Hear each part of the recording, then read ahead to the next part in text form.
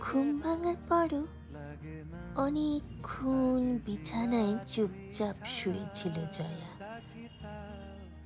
এই সময়টা তার ধ্যানের সময়।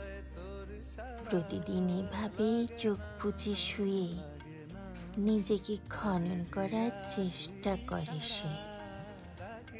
কাল রাত থেকে একটা ছবি ধরা দিয়েও ধরা দিচ্ছে না মাথায়। কোথায় যেন একটা বড় রকমের ফাঁক থেকে যাচ্ছে। কোথায় যে ফাঁকটা, কোথায়? ছবির বিন্যাসে না রঙে? নতুন করে কল্পনায় রঙগুলোকে সাজাতে চাইছিল জয়া। ভেতরের প্যাসেজে টেলিফোনটা বেজে উঠল। বাজছে, বেজেই চলছে।